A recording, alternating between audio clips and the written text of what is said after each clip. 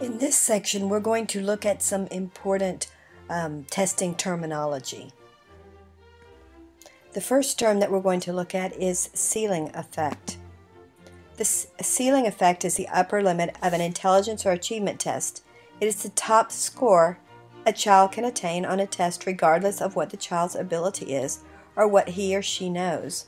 A lot of times in our classrooms we see the ceiling effect. We give a test to see at what reading level the child is, but we're only allowed to go to a certain point and we can't test above it, so we don't actually know how high the child could read. Maybe in math we have a certain cutoff with their working number, and you need to stop at a certain level.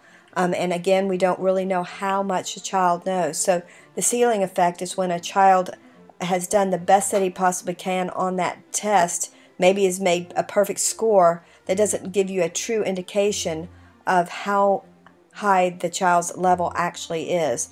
You see this a lot of times on intelligence tests as well. The next word that we want to look at is percentage. A percentage is a score reported on an assessment based on a preset standard for acceptable achievement. The performance of other examinees is irrelevant. The next word we want to look at is percentiles. A percentile is how an individual test taker's score compares to the scores of other test takers within a particular comparison group. They range from the 1st through the 99th percentile.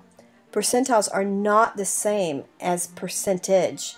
A percentile is an age-based or grade-based score indicating the percent of the norm group of students tested who scored less than the student. 85th percentile means only that 85% of the students tested scored lower than the subject, not that the subject got 85% of the questions correct. It's very important when you're looking at the children's test scores that you understand the difference between percentage and percentile. IQ scores are reported in percentile. So a child who scores a 50 percentile is actually working at the average range. Anything above 50 percentile is above average. So a child who scores 65 percentile on an IQ test is doing better than average. And this is a point that's so important because a lot of times teachers will say, he failed the GT test. Well, you can't fail this test. It's not a test that you pass or fail. Our parent says, he failed the GT test. And what teachers need to understand is that when they're looking at the scores, in order to qualify for the GT program, in our district, the student needs to score at the 97th percentile. That is that they're scoring better than 97% of the other kids who took that test. It's a very, very high cutoff. So when you're looking at the scores and you see a child who didn't qualify for GT yet scored in the 90th percentile, that child is a very, very high student and needs differentiation just as the GT students do.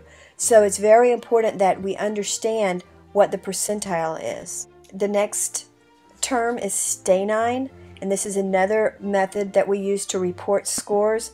It's a method of scaling test scores on a 9-point standard scale with a mean of 5 and a standard deviation of 2. Grade equivalence score.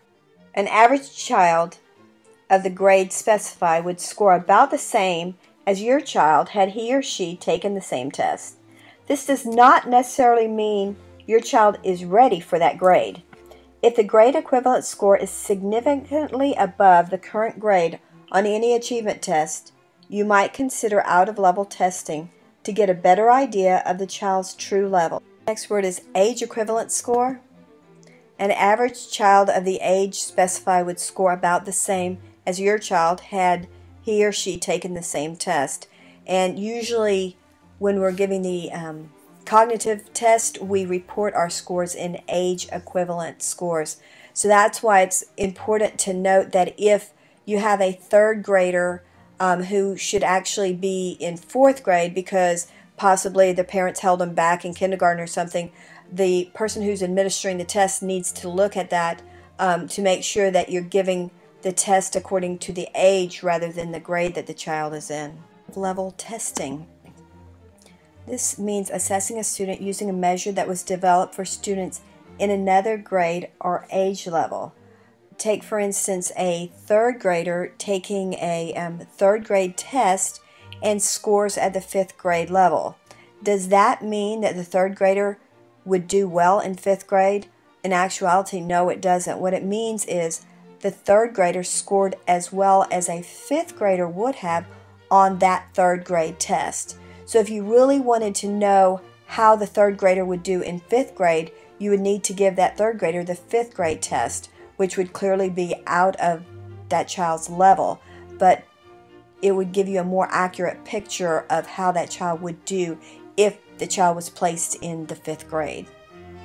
The next term is raw score.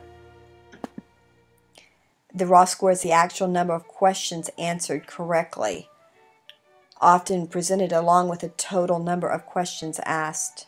Standard deviations. Standard deviation shows how much variation or dispersion from the average exists. And a lot of times when we're looking at the bell curve for intelligence, we look at one standard deviations above the mean is a high achiever. 2 standard deviations above the mean is where we would look at the gifted range. So that would be basically at an IQ of about 130 or above. That was just a quick review of some of the important words that are associated with testing for the intelligence.